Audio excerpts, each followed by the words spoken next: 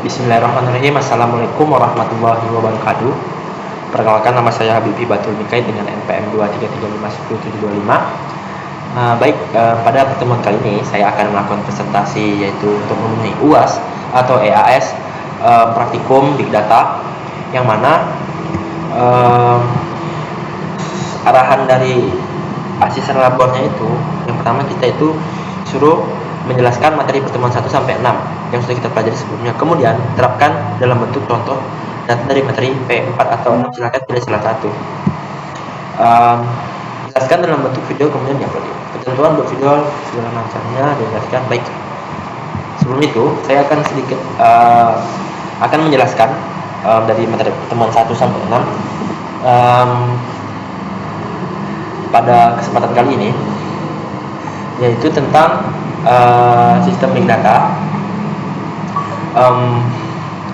Video ini itu saya buat untuk menulis tugas tadi kan. Kemudian pada pertemuan 1, pengantar ekosistem Big Data PySpark dasar. Di pertemuan pertama kita itu belajar tentang apa itu Big Data dan bagaimana Big Data itu diproses dan menggunakan PySpark. Konsep dasarnya dulu data itu kayak ada data yang diolah atau komputer besar saja, tapi karena data sekarang jumlahnya sangat besar, pendekatannya itu berubah jadi terdistribusi. Terdistribusi artinya pekerjaan dibagi ke banyak komputer sekaligus supaya lebih cepat. Nah, PySpark ini adalah salah satu framework yang dipakai untuk pemrosesan terdistribusi itu, dan Spark ini lebih cepat dibanding Hadoop MapReduce karena dia itu memproses data langsung dari memori RAM dan bukan bolak-balik baca tulis hard disk. Kemudian Big Data itu sendiri punya karakteristik yang bisa disebut 5V. Yang pertama itu ada volume, itu ukuran data besar bisa terabyte sampai petabyte. Kemudian ada velocity, kecepatan data masuk, misalnya data sensor yang terus mengalir setiap detik. Kemudian variety, keberagaman jenis data, ada yang terstruktur sampai tabel, ada yang data tidak terstruktur seperti teks atau video dan gambar. Kemudian ada veracity. Veracity itu soal keakuratan dan kebersihan data, karena ada data mentah yang sering kosong atau salah format. Kemudian ada value, yaitu manfaat atau insight yang bisa kita ambil dari data itu. Secara arsitektur, Spark ini punya pola driver dan worker. Driver adalah program utama yang kita tulis, ya, yang mengatur pembagian tugas ke worker node lewat cluster manager. Di praktik saya belajar membuat Spark session sebagai pintu masuk untuk mengakses semua fitur Spark, lalu membuat data frame sederhana dari log server dan menampilkan menampilkan skema serta statistik dasarnya seperti rata-rata dan nilai maksimum. Nah, kemudian pada pertemuan 2 itu ingesti data ke HDFS.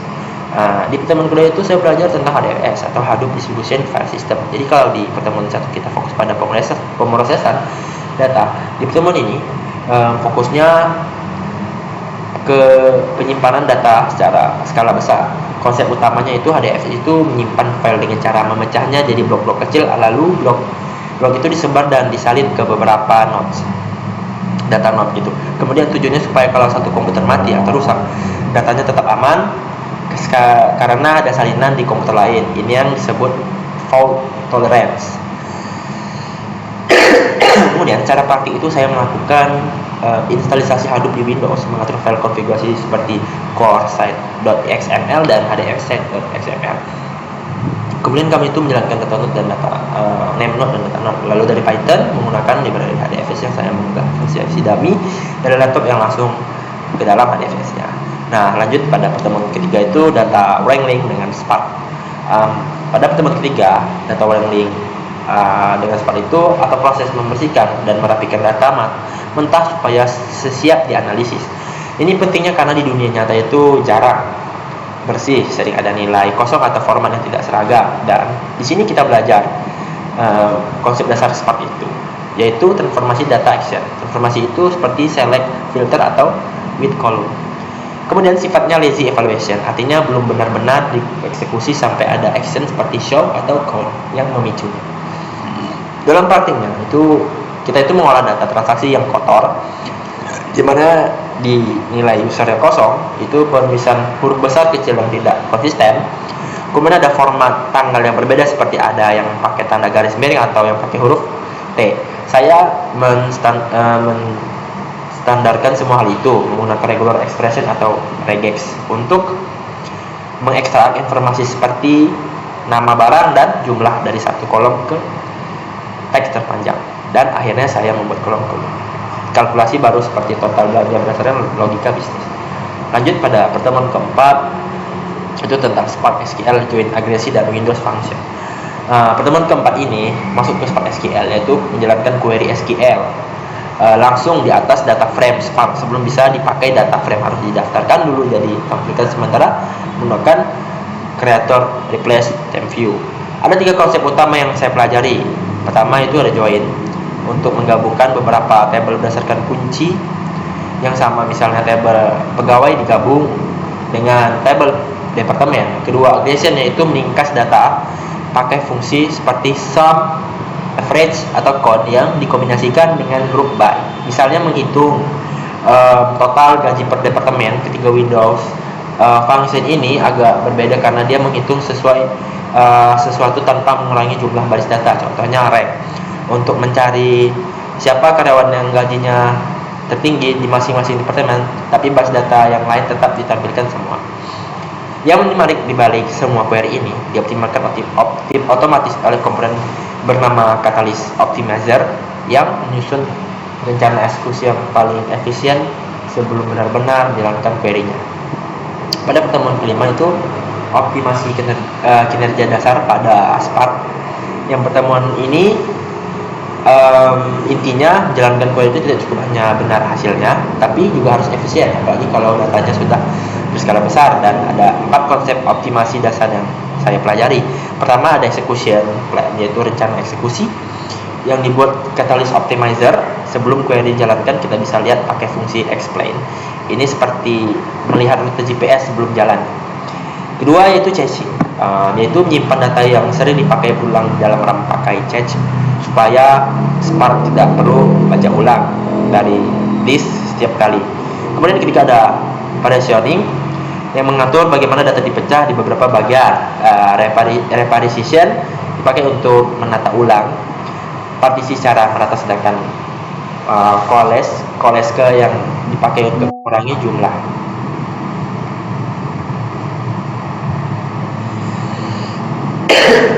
Lanjut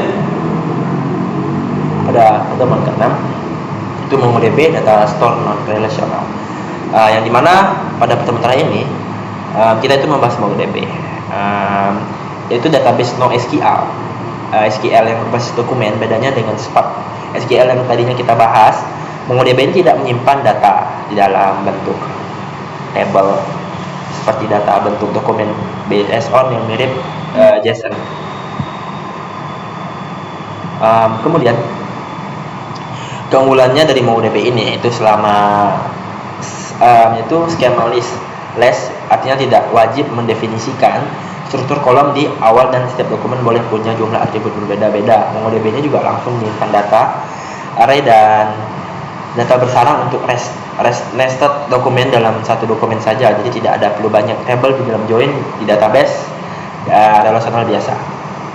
Secara istilah, kalau di dalam database relasional itu adalah database, table, dan row. Di MongoDB ini istilahnya jadi database, collection, dan dokumen. Nah, praktiknya saya menggunakan library PyMongo di Python untuk melakukan operasi CRUD, yaitu create untuk memasukkan data, kemudian ada read untuk mencari data pakai, find untuk update untuk mengubah data pakai, set, dan data delete untuk menghapus data.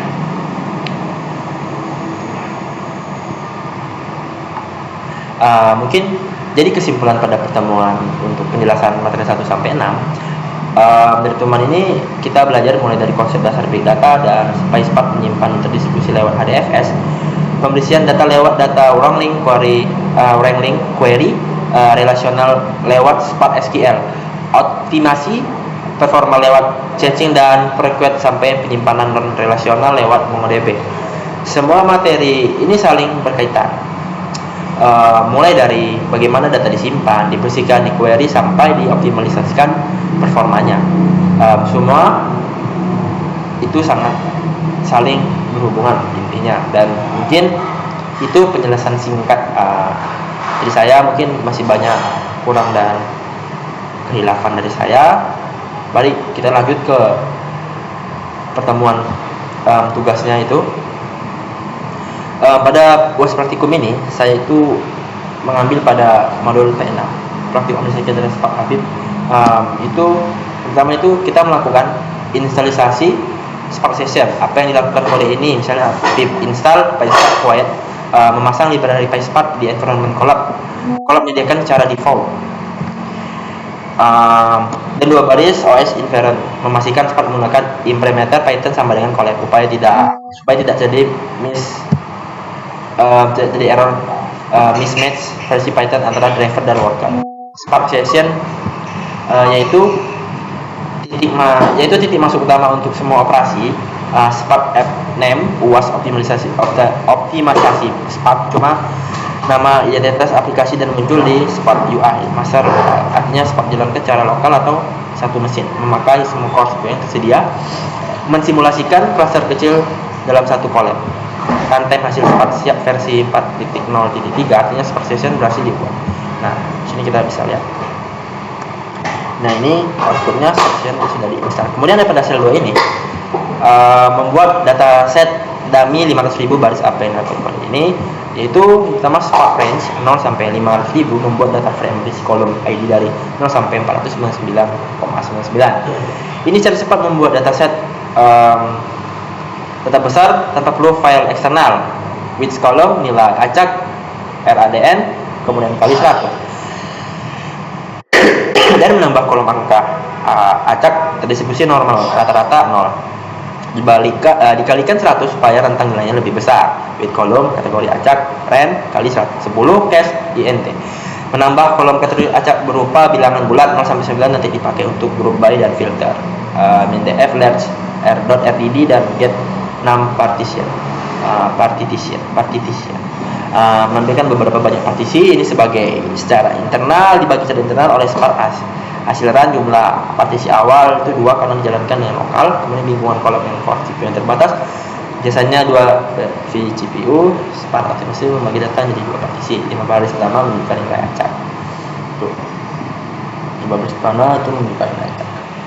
Kemudian pada sel ketiga itu menulis data CSP ke Parquet. Apa yang dilakukan kode ini? 2 blok kode ini menulis data frame yang sama, df underscore large, 500.000 baris kedua, format berbeda, csv.write csp dan Parquet write Parquet, sambil mengukur waktu pakai time. Mode override supaya bisa dijalankan berkali tanpa error. File sudah ada, hasil run dijalankan 2 kali, jadi ada 2 angka pembanding. Percobaan write CSP berperkuat run pertama itu dapatlah hasil 3,2 detik. Run kedua sel duplikat di bawah itu dapat 1,54 dan 0,5 detik. Kemudian bahkan run pertama CSP sampai lebih lambat tipis, run kedua perkuat lebih cepat.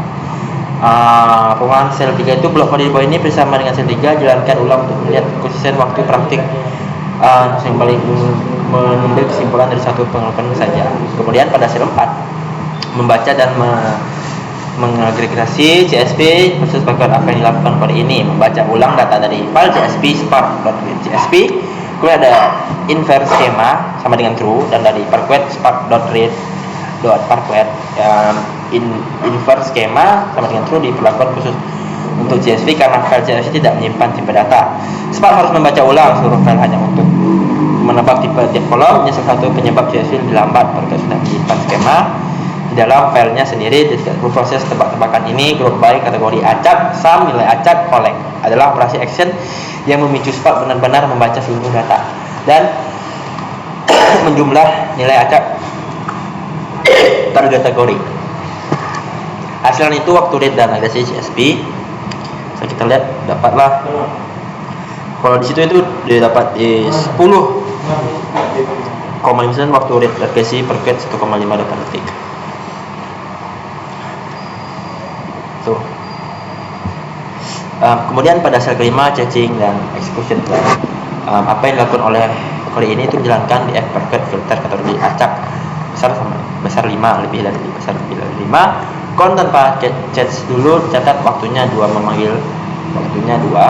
memanggil FPerfect session ini baru menandai data frame untuk disimpan di memori, belum benar-benar menyimpan.